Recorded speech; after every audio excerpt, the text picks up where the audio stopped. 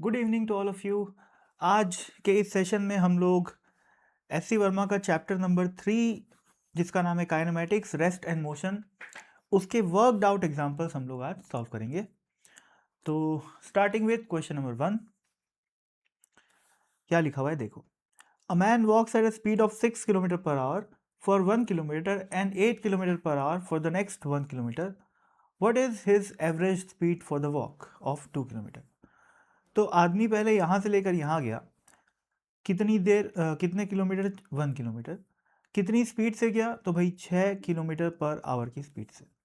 फिर अगला एक और किलोमीटर वो गया, कितनी स्पीड से, 8 किलोमीटर पर आवर। तो हमसे पूछा है कि एवरेज स्पीड क्या है।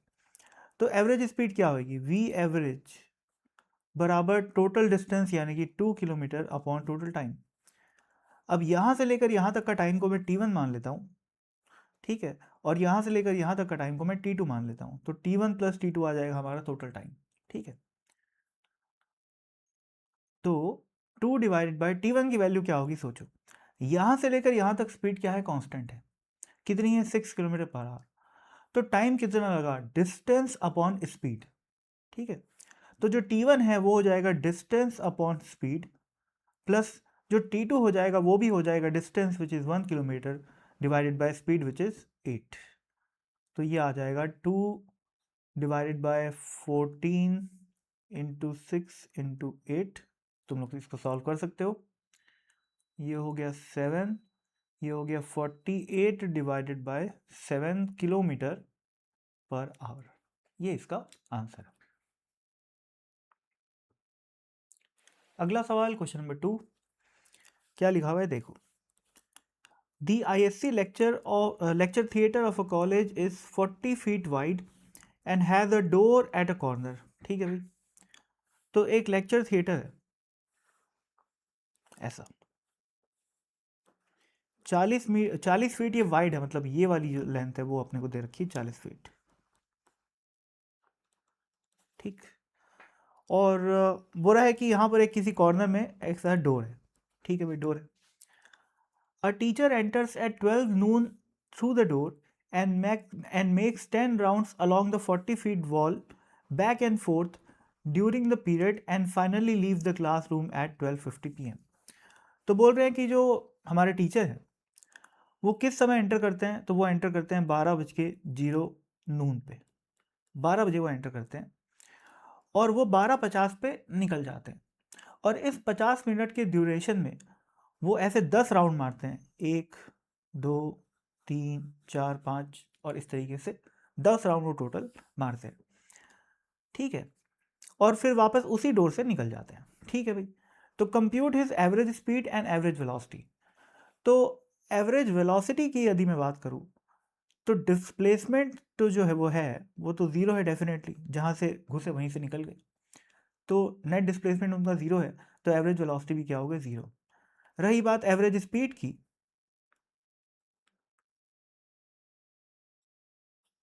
तो वो हो जाएगा total distance by total time.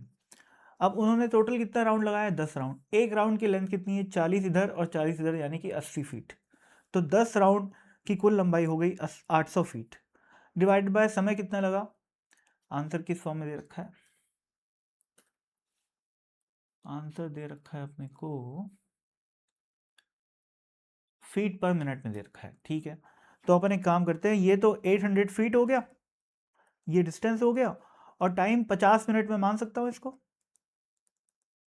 तो ये 0 0 कटा और ये बन गया 16, तो आंसर आ गया 16 फीट पर मिनट, ठीक। आगे बढ़ते हैं। Question number 3, the position of a particle moving on X axis is given by x is equal to A T cube plus B T square plus C T plus D. तो हमें x as a function of time दे रखा है। The numerical values of A B C D are 1 4 -2 and 5। Okay, तो ले देके हमें बोल रखा है कि x as a function of time जो है वो हमें दे रखा है, ठीक है। ओके, और हर जगह बोल रहा है कि भाई ऐसा यूनिट यूज़ कर रहा है, ऐसा यूनिट मतलब जो टाइम है वो सेकेंड में रखाएगा और एक्स जो है वो मीटर में रखाएगा, ठीक। पहला part, find dimensions of A B C and D. तो हमें इक्वेशन दे रखी है x is equal to A T cube plus B T square plus C T plus D, और हमें इन चारों की ए बी सी डी, इन चारों की हमें डायमेंशंस निकालनी है। तो कैसे करूँगा मैं भाई, ये अगर लेंथ है तो इस इक्वेशन के सारे टर्म्स को लेंथ होना पड़ेगा। तो ये भी क्या हो गया, लेंथ हो गया, ये भी क्या हो गया, लेंथ, ये भी क्या हो गया, लेंथ, और डी भी क्या हो जाएगा, लेंथ। तो डी की तो डायरेक्ट यूनिट्स आ गई, सॉरी डायमेंशन आ गई एल। अब सी टी को यदि लेंथ होना है तो सी को क्या होना पड़ेगा, सी को होना पड़ेगा लेंथ इंटू टाइम का इन्वर्स, तभी जाके लेंथ इंटू टाइम का इन्वर्स इंटू टाइम बन के क्या मिल जाएगा, एल बन जाएगा। सिमिलर लॉजिक से बी का जो डायमेंशन है वो एल इंटू टी का पावर -2 होना चाहिए, तभी जाके वो टी का स्क्वायर से मल्टीप्लाई होके लेंथ बनेगा। Similarly A will be L T का पावर -3। तो ये तो आ गया पार्ट ए का आंसर। कौन कौन सा आंसर भाई, ये चारों अपने आंसर हो गए पार्ट ए के। आगे पार्ट बी में, the velocity of the particle at T is equal to 4 second. तो वेलोसिटी क्या होती है, वेलोसिटी होती है D X by D T, D X by D T velocity होती है। हमें X as a function of time दे रखा है, तो क्या करोगे, डिफ्रेंशिएट कर दो, डिफ्रेंशिएट करना कोई बड़ी बात नहीं है। तो A T cube, A constant है 3t square, plus B constant है 2t, प्लस सी कॉन्स्टेंट है, टी का डिफ्रेंसिएशन हो गया 1 और डी का डिफ्रेंसिएशन होगा 0, कॉन्स्टेंट है। तो velocity as a function of time हमको मिल गया। अब हमें ये पूछा है कि वेलोसिटी की वैल्यू बतानी है t इज इक्वल टू 4 पे। तो velocity at t is equal to 4, जो कि हमारे पार्ट बी का आंसर है, वो हो जाएगा a इंटू 3 इंटू 4 का square plus b into T into 4 plus C. A की वैल्यू क्या दे रखी है हमें, 1 दे रखी है। तो 1 इंटू 3, 4 का स्क्वायर कितना होता है 16, 16 इंटू 3 कितना होता है 48, प्लस बी की वैल्यू हमें दे रखी है 4, है ना, ये रही 4 इंटू 2 इंटू 4, तो ये हो जाएगा 4 इंटू 2 इज 8, है ना, प्लस सी की वैल्यू हमें दे रखी है -2, तो -2, तो ये हो गया 48 प्लस 8 4 का कितना होता है 32, है ना, तो 32 50 और 80, 80 -2 हो गया अपना 78। तो ये आ गया पार्ट बी का आंसर, 78 मीटर पर सेकेंड। पार्ट सी को देखते हैं, एक बार चेक भी कर लेते हैं आंसर। पार्ट बी का आंसर है 78 मीटर पर सेकेंड, वेरी गुड, है ना, तो अब तो आंसर बिल्कुल परफेक्ट है।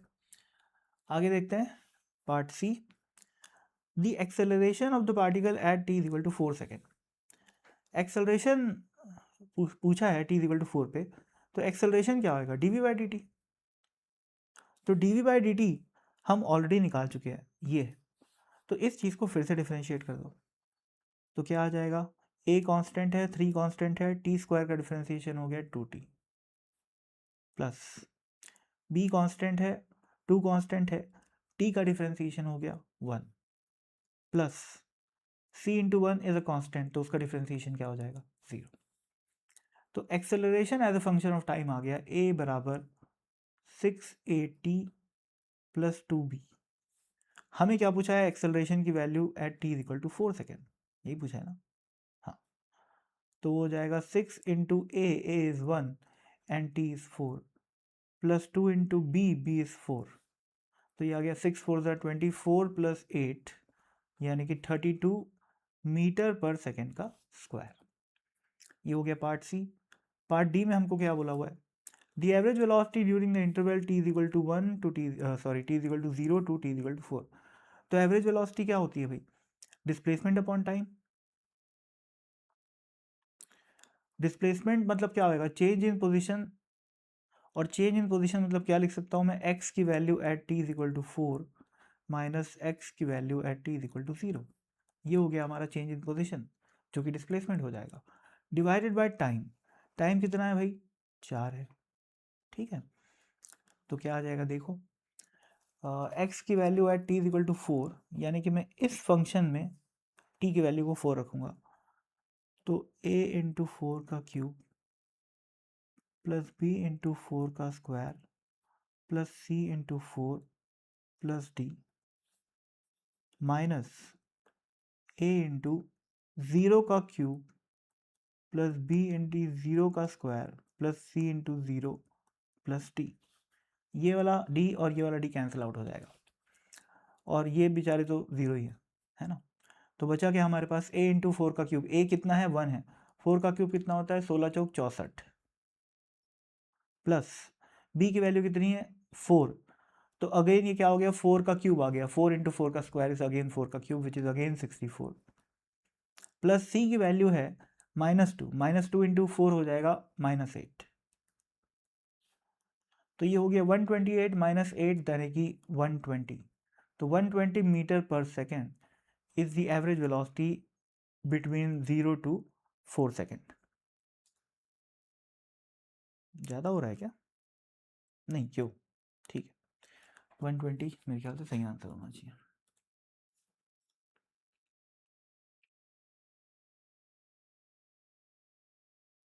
और 120 बिल्कुल सही आंसर नहीं, कुछ गलती हो रही है।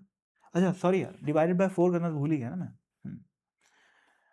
ये तो अपन लोग ओके यहाँ बाय 4 करना भूल गए अपन लोग, तो यहाँ पूरे में बाय 4 आ जाएगा, तो ये आएगा 120 बाय 4 यानी कि 30 मीटर पर सेकेंड का स्क्वायर।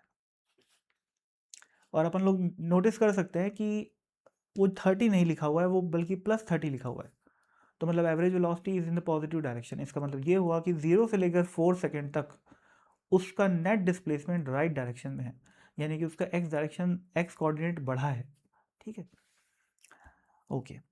आगे the average acceleration during the interval t equal to 0 to t equal to 4। Average acceleration क्या होता है, एवरेज एक्सेलरेशन होता है change in velocity upon time, ठीक है। तो चेंज इन वेलोसिटी हमें निकालना है, तो delta v upon delta T, ये क्या देगा अपने को, ये देगा एवरेज एक्सेलरेशन की वैल्यू, ठीक है। डेल्टा वी हो जाएगा v at T is equal to 4 minus V at T is equal to 0 divided by 4 minus 0। v at T is equal to 4 क्या आएगा, velocity at T is equal to 4 कैसे निकालेंगे, ये रही velocity as a function of time की equation. तो इसमें अपन लोग t की वैल्यू को पुट करेंगे, तो a इंटू टी यानी कि 4 का पावर 4, नहीं sorry a into 3t square है, तो a इंटू 3 इंटू 4 का square plus b into 2t यानी कि 2 इंटू 4 प्लस c, ये तो हो गया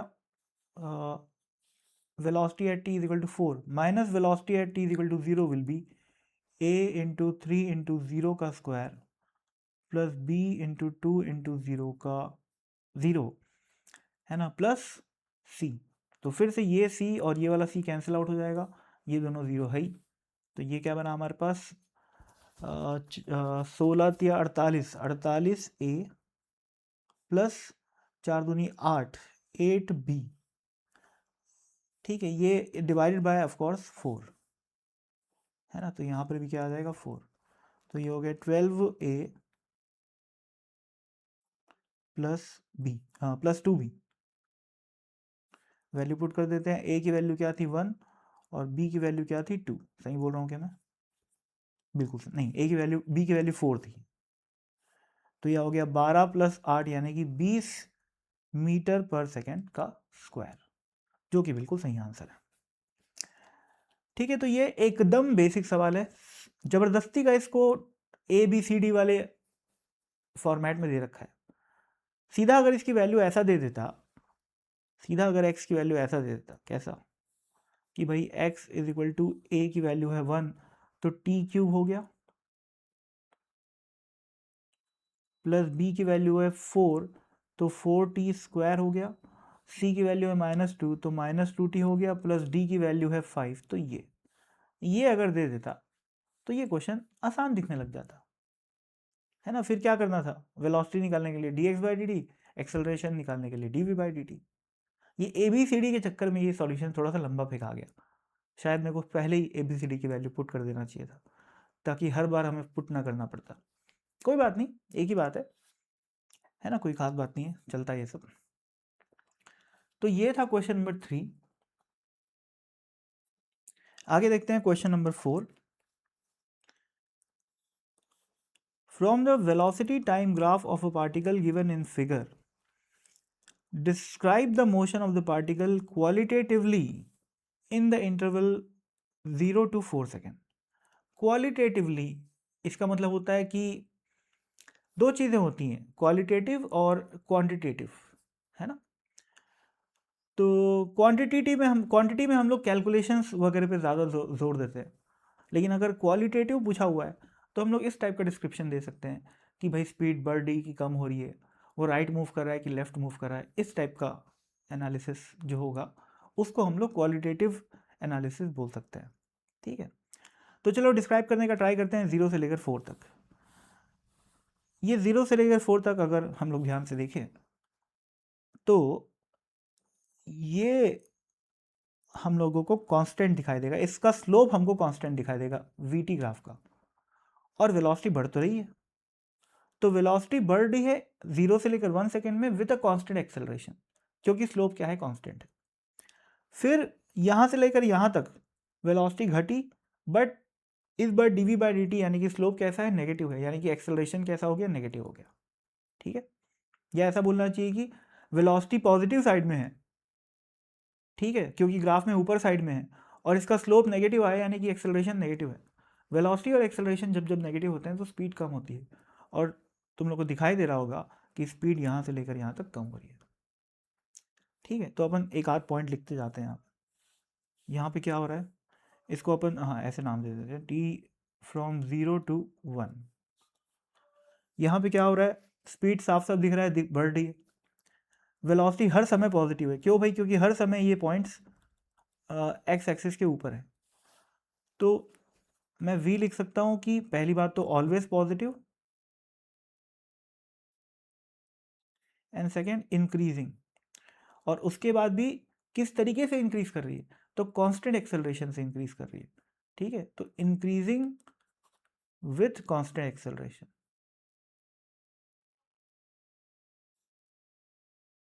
और कांस्टेंट एक्सेलरेशन में क्यों बोल पा रहा हूँ, क्योंकि ग्राफ में जो स्लोप है वो कैसा है, कांस्टेंट है, ठीक है। और कांस्टेंट होने के साथ साथ वो स्लोप पॉजिटिव भी है, ठीक है ना। dv बाई dt कैसा है, ग्राफ में पॉजिटिव है, तो एक्सेलरेशन भी क्या हुआ, पॉजिटिव हुआ। और हम लोग देख सकते हैं कि यदि वेलोसिटी भी हमेशा पॉजिटिव है, एक्सेलरेशन भी हमेशा पॉजिटिव है, तो दोनों सेम डायरेक्शन में हो गए, तो स्पीड क्या होगी, बढ़ेगी, ठीक। आगे बात करते हैं अपन 1 से लेकर 2 तक। ग्राफ में अगर मैं देखूँ तो v हर अभी भी यहाँ से लेकर वो पॉजिटिव ही है ऊपर, यहाँ भी पॉजिटिव, यहाँ भी पॉजिटिव, यहाँ भी पॉजिटिव। तो v इस बार भी कैसा है, ऑलवेज पॉजिटिव है। पर इस बार ये हो रहा है कि एक्सेलरेशन जो है वो नेगेटिव है। क्यों, क्योंकि एक्सेलरेशन होता है dv बाई dt, और dv बाई dt इस ग्राफ में दिख रहा है यहाँ से लेकर यहाँ तक वो नेगेटिव दिखाई दे रहा होगा। तो एक्सेलरेशन नेगेटिव है और वेलोसिटी पॉजिटिव है, तो इसका मतलब एक्सेलरेशन और वेलोसिटी अपोजिट डायरेक्शन में हो गए, तो स्पीड घटनी चाहिए, और ऐसा ही हो रहा है, स्पीड घट रही, ठीक है। पॉजिटिव तो है, पर 10, 5, 3, 2, 0, है ना। वाई में देखो, जब हम लोग ग्राफ में यहाँ से जा रहे हैं तो वेलोसिटी वाली एक्सिस में यानी कि वाई एक्सिस में हम लोग 5 से लेकर 0 में जा रहे हैं, और टाइम वाली एक्सिस में अपन 1 से लेकर 2 में जा रहे हैं, ठीक है। तो वेलोसिटी घट रही है, और साथ ही साथ घट तो रही है लेकिन कांस्टेंट एक्सेलरेशन के साथ घट रही, ठीक है। तो एक्सेलरेशन कैसा है, नेगेटिव है एंड कांस्टेंट है। ध्यान रखिए, वेलोसिटी चाहे बढ़े चाहे घटे, दोनों ही एक्सेलरेशन कहलाता है। एक्सेलरेशन का सिंपल मतलब होता है वेलोसिटी का चेंज होना, परंतु यदि एक्सेलरेशन और वेलोसिटी सेम डायरेक्शन में है तो स्पीड हमेशा बढ़ते जाती है, और ऐसे केस को हम लोग इंक्रीजिंग स्पीड वाला केस बोलते हैं, एक्सेलरेशन विथ इंक्रीजिंग स्पीड। और जो दूसरा केस है जब एक्सेलरेशन और वेलोसिटी अपोजिट डायरेक्शन में है, तो वेलोसिटी चेंज तो हो रही है, परंतु वेलोसिटी कैसी हो रही है, घटती जा रही है। ठीक है, स्पीड जो है वो घट रही है। ठीक है, तो एक्सेलरेशन विद डिक्रीजिंग स्पीड का केस हो गया ये। और इसके अलावा एक्सेलरेशन विद डिक्रीजिंग स्पीड को हम लोग स्पेशल नाम भी देते हैं, जिसका नाम है डी एक्सेलरेशन। ठीक है, तो यहां पर मैं 0 से लेकर 1 तक मैं बोल सकता हूं कि कांस्टेंट एक्सेलरेशन है, constant acceleration with increasing speed. और यहां पर मैं बोल सकता हूं कि कांस्टेंट डी एक्सेलरेशन या constant acceleration with decreasing speed. और इसी फ्रेज को हम लोग एक लाइन में बोल सकते हैं डी एक्सेलरेशन या फिर कांस्टेंट डी एक्सेलरेशन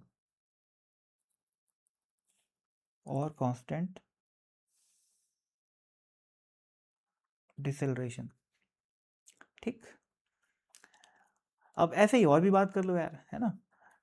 2 से लेकर 3 में देखो, या कर लेते हैं अपन आराम से, क्या हड़बड़ी है। 2 से 3 में देखो क्या हो रहा है। वेलोसिटी इस बार वाई एक्स एक्सिस के नीचे है, यानी कि नेगेटिव है यहाँ पर सारी वेलोसिटी। तो वेलोसिटी नेगेटिव है और यहाँ से लेकर यहाँ पूरे ग्राफ का स्लोप कांस्टेंट है और नेगेटिव है, यानी कि 2 से लेकर 3 सेकेंड के बीच में वेलोसिटी और एक्सेलरेशन दोनों नेगेटिव है। ठीक है, तो वेलोसिटी की बात करेंगे तो पहली बात तो वो ऑलवेज नेगेटिव है, और एक्सेलरेशन की बात करें तो एक्सेलरेशन क्या है, dv बाई dt है, जो कि यहाँ पर हमें नेगेटिव दिखाई दे रहा है। तो एक्सेलरेशन और वेलोसिटी दोनों नेगेटिव यदि आए तो इस बात का ये मतलब हुआ कि एक्सेलरेशन और वेलोसिटी सेम डायरेक्शन में है। और जब ऐसा होता है तो स्पीड बढ़ती है। नेगेटिव एक्सेलरेशन का मतलब डी एक्सेलरेशन नहीं होता। ठीक है, negative is just a denotation to represents a direction out of the two possible directions. ठीक है, 1D मोशन में प्लस और माइनस सिर्फ डायरेक्शन को रिप्रेजेंट करते हैं। यहाँ पर वेलोसिटी और एक्सेलरेशन दोनों का जो साइन आया वो नेगेटिव आया, यानी कि दोनों का डायरेक्शन नेगेटिव आया, यानी कि दोनों का डायरेक्शन लेफ्ट की तरफ आया, तो स्पीड लेफ्ट की तरफ बढ़ेगी। ठीक है, तो चूंकि दोनों यहाँ पे नेगेटिव हैं तो स्पीड बढ़नी चाहिए। और तुम लोग देख लो कि स्पीड मैग्नीट्यूड में तो बढ़ ही रही है, मतलब स्पीड बढ़ रही है। वेलोसिटी कैसे हो रही है, 0, -1, -5, -7, -10। ठीक है, लेकिन स्पीड की अगर मैं बात करूँ तो 0 से लेकर 10 तक वो क्या कर रही है, बढ़ रही। तो यहाँ पर v क्या है, बढ़ रहा है। इस यहाँ पर v बार लिख लो, यहाँ पर भी a बार लिख लो, यहाँ पर v बार लिख लो, और एक्सेलरेशन को भी a बार लिख लो, यहाँ पर भी v बार लिख लो। और ये वाला जो v लिखा हुआ है ना, ये स्पीड वाला v है। सिमिलरली ये वाला भी जो v लिखा हुआ है, ये वाला, ये स्पीड वाला v है, ये भी स्पीड वाला v है। ठीक है, और यहाँ पर भी मैं मेंशन कर देता हूँ फर्स्ट वाले केस में, हाँ ये इंक्रीजिंग स्पीड लिखा हुआ है यहाँ पे, है ना। तो इंक्रीजिंग विथ v इंक्रीजिंग ऐसा लिख देते हैं, विथ v इंक्रीजिंग। तो यहाँ पर भी स्पीड वाली v की बात चल रही है। ठीक है, जबकि ये वेलोसिटी वाला v है, क्योंकि हमने यहाँ पर नेगेटिव और पॉजिटिव साइन की बात की है। यहाँ पर भी वेलोसिटी वाला v है, क्योंकि यहाँ पर हम लोग पॉजिटिव और नेगेटिव की बात कर रहे हैं। पॉजिटिव और नेगेटिव की बात करने का मतलब डायरेक्शन की बात करना। ठीक है, अब a से लेकर c तक जो हुआ, c से लेकर d का भी एक केस मैं बता देता हूँ, यानी कि 3 से लेकर 4 तक का। उसके बाद तो रिपीटेशन चालू हो जा रहा है ग्राफ में। तो 3 से लेकर 4 तक velocity is first of all always negative, and acceleration की अगर मैं बात करूँ तो यहाँ पर जो स्लोप है वो पॉजिटिव तुम लोगों को दिखाई देना चाहिए, क्योंकि ये वाला एंगल कैसा है, एक्यूट है। ठीक है, तो dv बाई dt क्या है, पॉजिटिव है, यानी कि एक्सेलरेशन भी क्या है, पॉजिटिव है। तो यहाँ पर एक्सेलरेशन और वेलोसिटी का साइन अपोजिट है, तो स्पीड जो है वो कम होनी चाहिए। और तुम लोग को दिख भी रहा होगा कि स्पीड की वैल्यू 10 से लेकर 0 तक कम हो रही है। जब हम लोग ऐसे मूव कर रहे हैं ग्राफ में तो स्पीड की वैल्यू 10 से लेकर 0 तक कम होते जा रही है। ठीक है, खत्म। अच्छा वैसे 0 से लेकर 4 तक ही एक्सप्लेन करना था। अच्छा ठीक है, चलो बढ़िया हो गया ये तो, है ना। आगे का एक्सप्लेन करने के लिए बोला ही नहीं है, तो ये तो और अच्छी बात है। अभी तो खैर डिस्क्राइब किए हैं अपन लोग, अभी तो कहानी बाकी है। पार्ट ए में पूछा है कि find the distance travelled during the first 2 seconds. First 2 seconds में डिस्टेंस क्या है? फर्स्ट 2 सेकेंड्स में ऐसा है ग्राफ, वेलोसिटी हमेशा पॉजिटिव है, कभी बढ़ी कभी घटी ये इंपॉर्टेंट नहीं है, पर हमेशा पॉजिटिव है, यानी कि पार्टिकल हमेशा एक्स डायरेक्शन में बढ़ा ही होगा। यानी कि अब 1D मोशन तो है, 1D मोशन में एक्स हमेशा लगातार बढ़ते जा रहा है, अगर तो डिस्प्लेसमेंट और डिस्टेंस की वैल्यू क्या होगी? सेम टू सेम होगी। ग्राफ ये ऐसा ऐसा दिख रहा है, पर पार्टिकल रियलिटी में क्या कर रहा है? पार्टिकल रियलिटी में क्या कर रहा है? एक्स एक्सिस के अलॉन्ग मूव कर रहा है। यहाँ पर था वो, पहले उसकी स्पीड बढ़ी बढ़ी बढ़ी, ठीक है, फिर कम हुई कम हुई कम हुई। ये कहानी कहाँ तक की है? ये कहानी है यहाँ से लेकर यहाँ तक की, ठीक है। और अच्छे से बना लेते हैं इसको, चलो। रियलिटी में क्या हो रहा है देखो,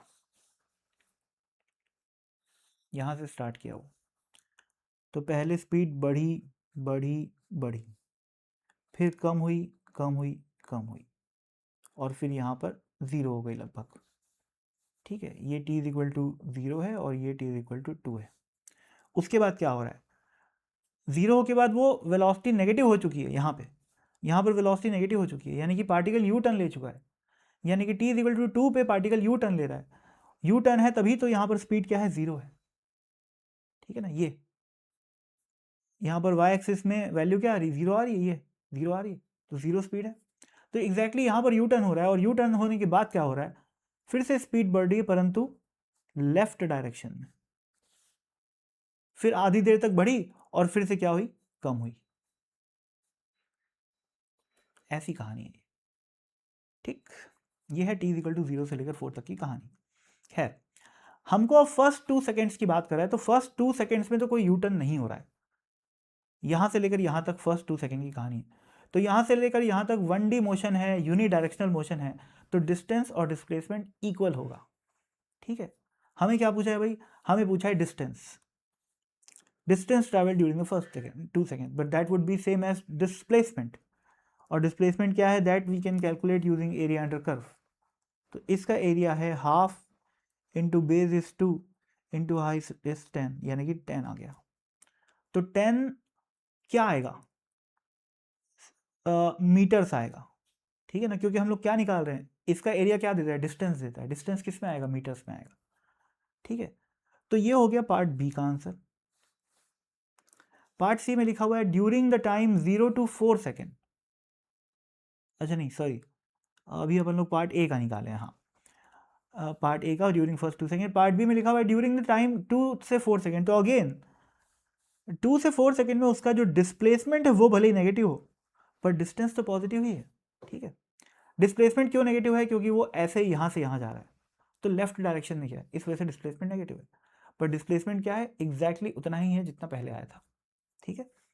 और तुम लोग को वैसे भी दिख रहा होगा कि इस और इसका ग्राफ, इन दोनों ट्राइंगल का एरिया क्या है? सेम है, यानी कि इसमें जितना पॉजिटिव डिस्प्लेसमेंट हुआ उतना ही इसमें नेगेटिव डिस्प्लेसमेंट हुआ, यानी कि जितना आगे बढ़ा उतना ही पीछे आया, ठीक। तो इसका एरिया भी कैलकुलेशन की सिमेट्री से 10 मीटर आ जाएगा, ठीक है। तो अब हो गया ये part B solve. Part C में पूछा है during the time 0 to 4 second, तो डिस्टेंस की बात कर रहा है, तो डिस्टेंस क्या हो जाएगा? 10 + 10 यानी कि 20 सेकेंड, 20 मीटर्स, ठीक है। तो ये सी पार्ट का आंसर हो गया, और डी पार्ट का आंसर मैं क्या बोल रहा हूँ? 20 मीटर। आगे acceleration at t equal to 1/2 and acceleration at t equal to 2। क्या करें? एक्सेलरेशन क्या होता है? dv/dt। dv/dt क्या होता है? Slope of the curve. Slope of curve निकाल सकते हो क्या? डेफिनेटली निकाल सकते हो। t इक्वल टू 1/2 यानी कि यहाँ पर वो दिख रहा है मेरे को, t इक्वल टू 1/2। अब यहाँ से लेकर यहाँ तक तो स्लोप कांस्टेंट है, तो मैं चाहे यहाँ पर निकालूँ स्लोप, चाहे इस पूरे ट्रायंगल के लिए निकालूँ, एक ही बात है, ठीक है। तो एक काम किया जाए क्या, इसको दोबारा बना लिया जाए क्या? नहीं लगता यार, हाँ चलो,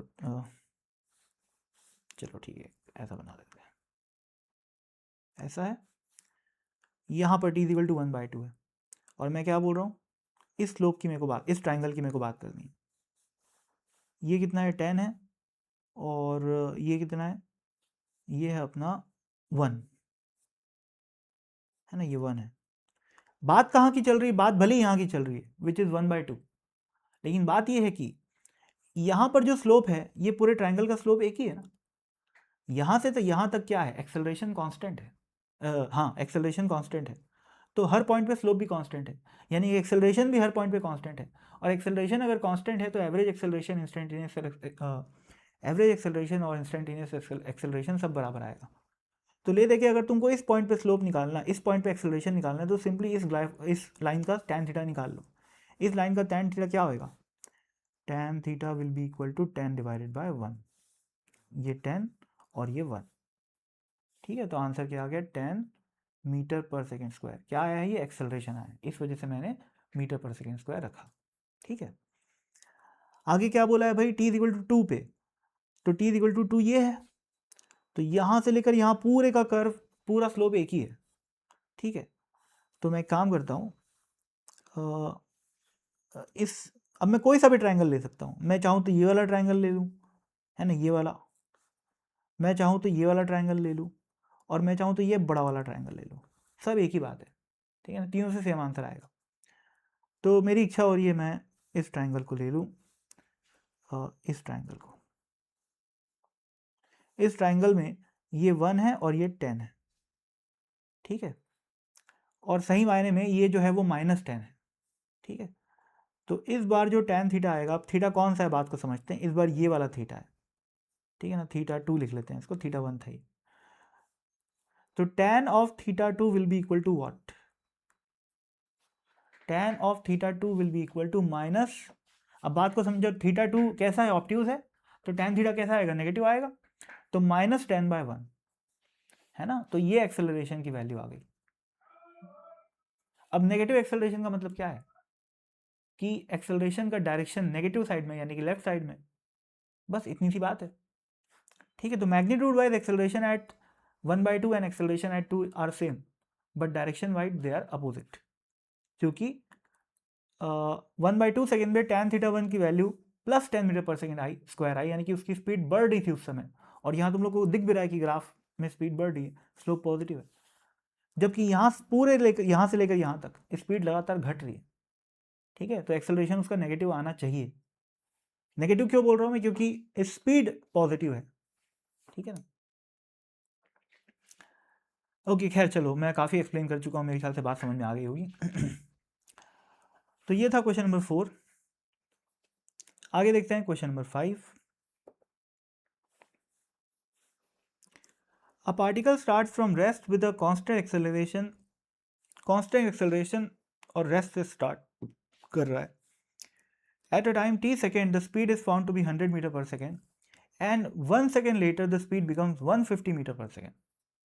ओके, तो पार्टिकल की इनिशियल स्पीड 0 है और एक्सेलरेशन कांस्टेंट है, और बोल रहा है कि किसी एक इंस्टेंट पे, टी टाइम पे, स्पीड 100 है, और उसके 1 सेकेंड के बाद उसकी स्पीड हो गई 150, यानी कि 1 सेकेंड में कितनी स्पीड बढ़ी, 100 से लेकर 50, यानी कि 50 मीटर पर सेकेंड का इंक्रीमेंट आया स्पीड में, कितनी देर में, 1 सेकेंड में, यानी कि एक्सेलरेशन क्या हो गया, एक्सेलरेशन हो गया 50 मीटर पर सेकेंड का स्क्वायर।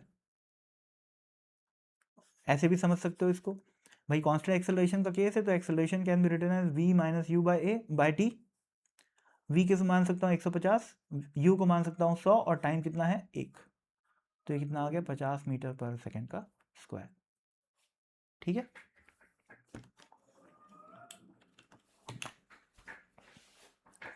अब क्या, हाँ, तो ये तो पार्ट ए आ गया अपना। पार्ट बी में क्या पूछा है, distance travel during the t+1th second. तो ये तो फॉर्मूला बेस्ड सवाल है ना, ध्यान से देखो, tth सेकेंड नहीं दिया हुआ है, t+1th दिया हुआ है। तो डिस्टेंस, और पहली बात, ये कैसा मोशन है, ये starting from rest with a constant acceleration वाला मोशन है, तो यूनिडायरेक्शनल मोशन है, कहीं पर यू टर्न नहीं हो रहा है। चूंकि कहीं पर यू टर्न नहीं हो रहा है, तो distance will be same as displacement, ठीक है। तो यहाँ पर भले ही हमें डिस्टेंस पूछा हुआ है, लेकिन हम लोग डिस्प्लेसमेंट निकाल देंगे और हमारा काम चल जाएगा। तो डिस्प्लेसमेंट इन टीएथ सेकेंड होता है displacement at t minus displacement, फिर से बोल रहा हूँ, डिस्प्लेसमेंट ड्यूरिंग टीएथ सेकेंड की वैल्यू होती है displacement at t minus displacement at t minus one, जो सॉल्व करने पे आता है u plus a by two into two t minus one. ये थ्योरी में पढ़ाया जाता है, sometimes it is known as fourth equation of motion. ठीक है, पर हमें टी एथ नहीं पूछा हुआ है, हमें टी प्लस वन एथ पूछा हुआ है।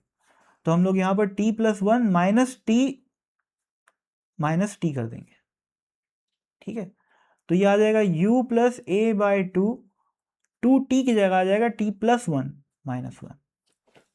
ठीक है ना, मैं क्या किया हूँ समझो बात को, इस टी की जगह टी प्लस वन लिखा तो इस टी की जगह भी टी प्लस वन आया, इस टी की जगह जब मैं टी प्लस वन लिखा तो T plus one minus one क्या हो गया, टी बन गया, और इस टी की भी जगह मैंने टी प्लस वन लिखा है। ठीक है, तो एस टी का फॉर्मूला वो है अगर, तो एस टी प्लस वन का फॉर्मूला ये होगा, एज सिंपल एज दैट। तो खत्म हो गया, ये तो यही पूछा हुआ है ना, यही पूछा हुआ है। क्वेश्चन नंबर 5, फर्स्ट वाले का आंसर 50 है, दूसरे वाले का आंसर, एक मिनट क्या पूछा है भाई, एट अ टाइम, अच्छा ओके ओके ओके, एक चीज़ और, टी की वैल्यू भी तो पुट करना है। हाँ हाँ ठीक है, टी मेरे को पहले लगा था कि अननोन है, नहीं, टी की वैल्यू हमें पता है। कैसे पता है, क्योंकि बोला है कि टी इंस्टेंट पे ही उसकी स्पीड कितनी है, 100 है। मतलब हुआ ये होगा कि t इज इक्वल टू 0 से t is equal to t तक उसकी स्पीड 0 से लेकर 100 हो गई होगी, और एक्सेलरेशन तो उसका फिक्स है, कितना एक्सेलरेशन है, 50 मीटर पर सेकेंड स्क्वायर। तो क्या हम इस t की वैल्यू निकाल सकते हैं? हाँ हम लोग निकाल सकते हैं। क्यों? क्योंकि हमें इनिशियल स्पीड पर हमें इनिशियल वेलोसिटी पता है, फाइनल वेलोसिटी पता है, एक्सेलरेशन भी पता है, तो हम लोग टाइम निकाल सकते हैं। कैसे? v is equal to u plus a t. तो यहाँ पर लिख दिए 100 is equal to u is 0 plus acceleration is 50 and T is t. तो टी की वैल्यू आ रही 2 सेकेंड। तो यहाँ पर आ जाएगा u which is 0 plus a by two which is 50 by two into T into two into t कितना है, 2 है, तो 2 प्लस वन माइनस वन, तो ये आ गया 50 बाई टू, 2 3 ज़ा 6 माइनस वन इज़ 5, तो ये आ गया 125, सॉरी 250, 250 बाई टू है ना, और 250 बाई टू की वैल्यू कितनी होती है, 125 मीटर, जो कि इस क्वेश्चन का आंसर है। ठीक है, एकदम सिंपल प्रैक्टिस बेस्ड सवाल हैं ये सब। मेरे को तो लगता है कि मैक्सिमम स्टूडेंट्स से ये सवाल बन ही गया, अगर कोई इक्का दुक्का अगर कभी अटके तो उसके लिए भी मैं वीडियो सॉल्यूशन बना देता हूँ। और उसके बाद कोई अगर बहुत ही ज़्यादा कमज़ोर बच्चा है तो उससे कई बार नहीं बनता है, आसान क्वेश्चन भी उससे नहीं बनते शुरू शुरू में, तो उन बच्चों के लिए भी इतना झेला झेला के मैं पढ़ा देता हूँ, है ना। खैर, ये था अपना क्वेश्चन नंबर 5। आगे देखते हैं question number 6। A boy stretches a stone against the rubber tape of a catapult or gulel, a device used to detach mangoes from a tree by boys in Indian villages. तो अपन लोग जो गुलेल से आम तोड़ते हैं उसी गुलेल की बात चल रही है। आम भी तोड़ते हैं, हमारे छत्तीसगढ़ में बेर भी तोड़ा जाता है ना। और हमारे छत्तीसगढ़ वाली क्या बात है, हर जगह कुछ ना कुछ तो तोड़ा ही जाता होगा, है ना, लेकिन छत्तीसगढ़ में थोड़ा बेर का चलन मैं देखा हूँ, और आम तो ऑफ कोर्स तोड़ते ही हैं, है ना। तो बोला यह है कि a boy stretches a stone against the rubber tape of a gulel through a distance of 24 centimetre before leaving it. तो ये मान लेते हैं कि गुलेल है, तो इसमें से वो जो रस्सी जो उसमें लगे रहता है टेप, जो इलास्टिक खींचने का जो पट्टा रहता है ब्लैक कलर का, उस पट्टे की बात चल रही है यहाँ पर। उस पट्टे को कितना खींच दिया गया है, 24 सेंटीमीटर।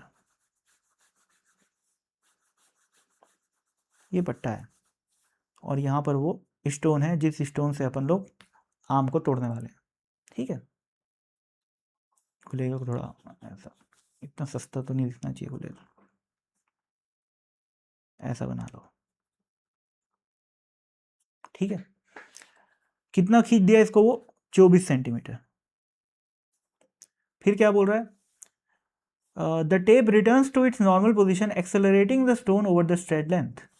मतलब क्या होगा, झटके से ये जो जो खींचा हुआ सामान है अपना, वो जब ऐसे जाएगा तो वो इस स्टोन को पुश करते हुए जाएगा।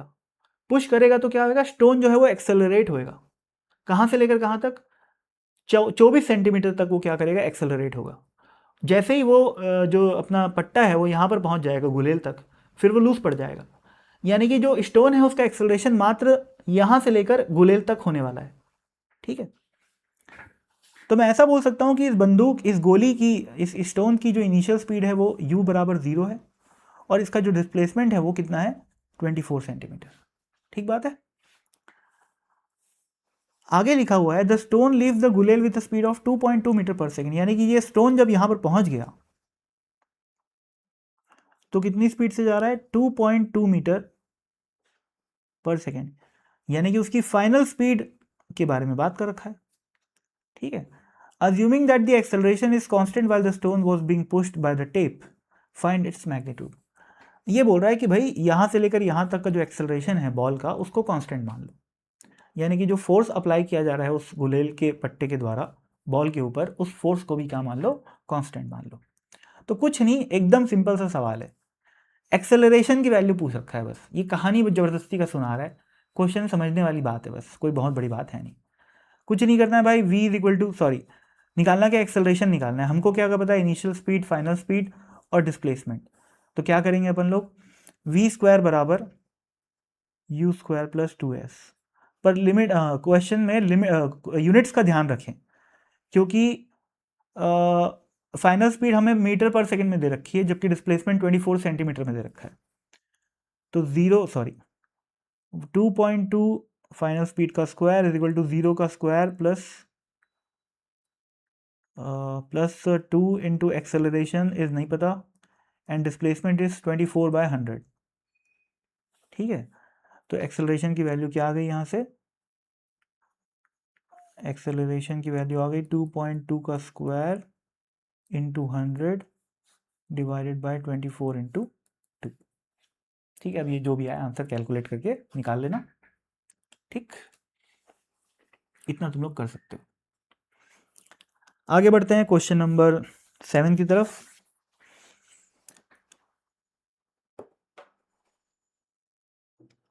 ओके, ये क्वेश्चन की लैंग्वेज पढ़ के समझना इसको थोड़ा सा मुश्किल है, पर हम लोग इसका सॉल्यूशन देखते देखते इस क्वेश्चन को अच्छे से समझ जाएंगे। आराम से इस क्वेश्चन को पढ़ते हैं। A police inspector in a jeep is chasing a pickpocket. Pocket मार को जो हमारे सिंघम है वो उनका पीछा कर रहे हैं। ऑन अ स्ट्रेट रोड, सीधी रोड में। द जीप, पुलिस है तो जीप में ही बैठे होंगे। The jeep is going at its maximum speed we assume uniform. मतलब जो पुलिस है वो कांस्टेंट स्पीड यू से जा रही है। ठीक है, जबकि जो चोर है वो पहली बात तो मोटरसाइकिल में सवारी कर रहा है। ठीक है, the pickpocket rides on the motorcycle of a waiting friend when the jeep is at a distance d away. यहां पर जीप है, ठीक है, जब इस डी की दूरी, जीप की दूरी डी थी, किससे, उस पॉकेट मार से, वो अपनी बाइक पे है, तो वो क्या कर रहा था, वेट कर रहा था अपने दोस्त का। ठीक है, और उसका दोस्त एग्जैक्टली तब आके बैठ गया यहाँ पे जब जीप की दूरी कितनी थी, डी दूरी थी।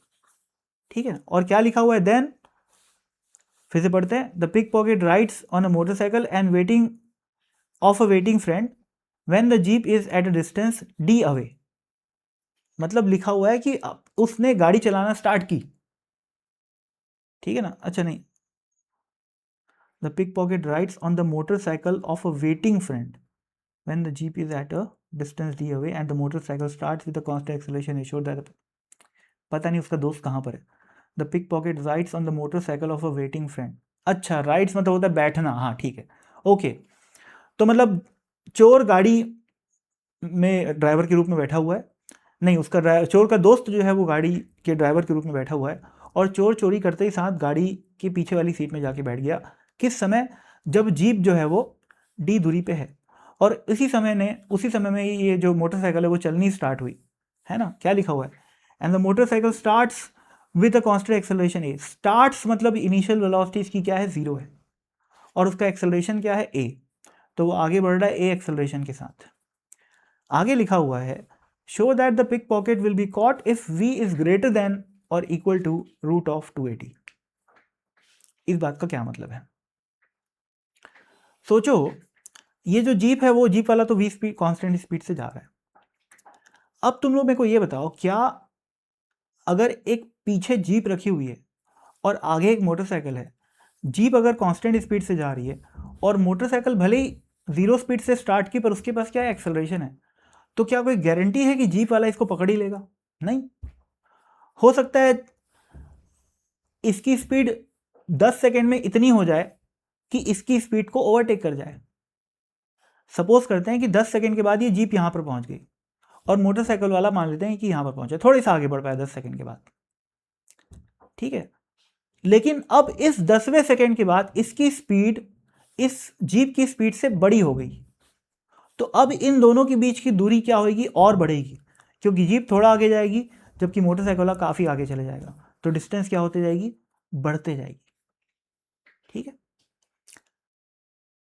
पर नहीं, ऐसा भी हो सकता है, अब सोचो इसका दूसरा सिनेरियो सोचो, अगर खूब स्पीड से जा रहा है ये, भयंकर हाई स्पीड से, तो ये बेचारा दौड़ना स्टार्ट भी किया, मान लो धीरे धीरे उसकी स्पीड बढ़ रही है, लेकिन अगर इसकी बहुत ज़्यादा स्पीड होगी तो वो जल्दी से इसके पीछे आ जाएगा और इसको पकड़ लेगा, ठीक है। तो मेरा कहने का ये मतलब है कि हर बार ऐसा नहीं होगा कि जीप इसको पकड़ ही ले, कभी होगा कभी नहीं होगा, depending on the value of initial speed, initial distance between the jeep and the chor and the acceleration of the chor. इन सारी चीज़ों पे वो चीज़ डिपेंड करेगी कि चोर पकड़ पाएगा कि नहीं, मतलब पुलिस जो है वो चोर को पकड़ पाएगी कि नहीं, ठीक है। तो अगर पकड़ना है तो क्या होना चाहिए, इस क्वेश्चन को वैसे रिलेटिव मोशन से करना बहुत आसान है,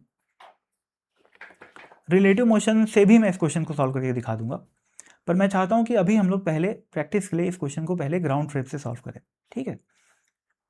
तो ग्राउंड फ्रेम में मान लेते हैं कि t सेकेंड के बाद, ये t इक्वल टू 0 का सिचुएशन था ये पूरा, अब मान लेते हैं कि t सेकेंड के बाद t इक्वल टू t पे चोर यहां पर आ गया अपनी मोटरसाइकिल में और पुलिस इसको पकड़ ली, अज्यूम कर रहा हूं बस मैं, ठीक है, मैं ये अज्यूम कर रहा हूं कि t इक्वल टू 0 पे कहानी स्टार्ट हुई और t इक्वल टू 2 पे पुलिस ने चोर को पकड़ लिया, ऐसा मैं मान रहा हूं, ठीक है। तो हुआ क्या होगा, हुआ ये होगा कि जो जीप है उसके द्वारा डिस्टेंस ट्रैवल की गई होगी v इंटू टी, क्योंकि उसकी स्पीड क्या है, कांस्टेंट है, और जो चोर है उसने कितने डिस्टेंस ट्रैवल की होगी, उसने की होगी ut plus half a t square, ut क्या है, 0 है, तो क्या बचेगा, हाफ इंटू ए इंटू टी का स्क्वायर, यानी कि चोर ने हाफ एटी स्क्वायर ट्रैवल किया, पुलिस ने वीटी ट्रैवल किया, और इन दोनों के बीच की डिस्टेंस ऑलरेडी क्या थी, डी थी, और यदि इन दोनों यहां पर मिल रहे हैं, यदि पुलिस चोर को पकड़ पा गई, तो this distance is equal to this plus this, ठीक बात है।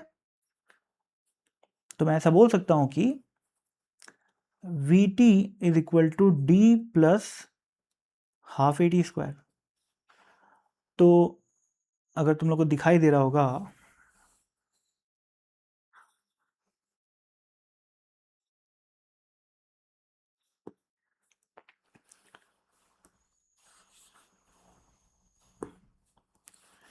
तो ये टी स्क्वायर में क्वाड्रेटिक इक्वेशन है, तो ये बन जाएगा हाफ एटी, या 2 से मल्टीप्लाई कर देता हूँ, तो 2vt plus is equal to 2d plus a t square, तो ये हो जाएगा एटी स्क्वायर माइनस 2vt, या फिर ऐसा कर लेते हैं, हाँ, eighty square minus 2vt plus 2d बराबर 0 हो जाएगा, ये करके देख लेना, सिंप्लीफाई कर सकते हो तुम लोग खुद से, खाली इधर उधर किया हूँ। अब सोचो, अगर मैथमेटिकली सोचो थोड़ा सा, हमने फिजिकली क्या सोचा, हमने फिजिकली ये सोचा कि टी टाइम पे they are meeting at some point, ऐसा हमने सोचा, पर जो हमने सोचा अगर वो सत्य है तो मैथमेटिकली टी की जो वैल्यू निकल के आएगी इस क्वाड्रेटिक इक्वेशन से वो एक पॉजिटिव वैल्यू होनी चाहिए, ठीक है, वो एक पॉजिटिव रियल वैल्यू होनी चाहिए। ऐसा नहीं होना चाहिए कि टी की कोई वैल्यू ही ना आए। और क्वाड्रेटिक इक्वेशन में हम लोगों ने पढ़ा है कि यदि इस इक्वेशन के रूट्स आने हैं, यदि इसके कोई सॉल्यूशन आने हैं t1 is equal to something, tt is equal to something, तो b square minus 4ac should be positive और it should be greater than और इक्वल टू 0। ये हम लोग बचपन से पढ़ते आए हैं, क्लास 11-12 की क्वाड्रेटिक इक्वेशन में भी हम लोग इस चीज़ को पढ़ते हैं, ठीक है। तो b square minus 4ac should be positive for a real solution of this equation, ठीक है। मैथमेटिकली मैं क्या बोला कि b स्क्वायर माइनस 4ac होना चाहिए यदि इसका कोई सॉल्यूशन हो। और इस बात का क्या मतलब है कि इसका कोई सॉल्यूशन हो? इसका कोई सॉल्यूशन होने का ये मतलब है कि एक्चुअल में कोई टाइम इंस्टेंट है जहां पर इन दोनों मिल रहे हैं, ठीक है। तो अगर जो हमने अज्यूम किया है सिचुएशन वो सही है तो b square minus 4ac should be positive, है ना। तो b square should be greater than और equal to 4ac। Now what is b square? b square क्या होता है बच्चों? इसका स्क्वायर, सॉरी, t का कोफिशिएंट होता है b, तो -2b है वो, तो -2b का square should be greater than equal to 4 into A. क्या होता है? a होता है t स्क्वायर का coefficient which is a only, and c क्या होता है जो यहाँ पर लिखा हुआ होता है यानी कि 2d। तो क्या आ रहा है? 4v square should be greater than equal to 4a, या मैं लिख सकता हूँ 8a इंटू डी, ये और ये 2 बन गया, तो v square should be greater than और इक्वल टू 2ad, यानी कि v should be greater than equal to under root of 2ad, जैसा कि हमें दिया हुआ है। क्या लिखा हुआ है? Show that pickpocket will be caught if v is greater than equal to under root 2ad। हमने क्या निकाला? हमने ये बताया कि भैया अगर v is greater then 2ad है तो ये पॉजिटिव है, ये पॉजिटिव है तो इसके रियल रूट हैं, इसके रियल सॉल्यूशंस है। इसके रियल सॉल्यूशन का ये मतलब होता है कि रियलिटी में there will be some time t where चोर एंड पुलिस विल मीट, है ना। इसके सॉल्यूशन कुछ भी ना आने का मतलब ये हुआ कि ये नेगेटिव हो जाएगा, ये नेगेटिव हो जाएगा तो इसका कोई सॉल्यूशन नहीं आएगा। इसका कोई सॉल्यूशन नहीं निकलने के आने का ये मतलब हुआ कि there is no time t for which they are meeting.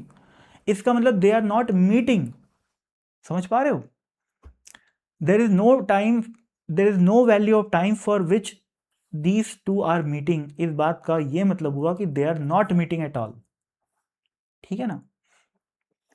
इस इक्वेशन का सॉल्यूशन ना आने का मतलब ये हुआ कि कोई सा ऐसा टाइम नहीं है जहां पर इन दोनों साथ में आएंगे, और कोई सा ऐसा टाइम नहीं है जहां पर इन लोग साथ में आएंगे।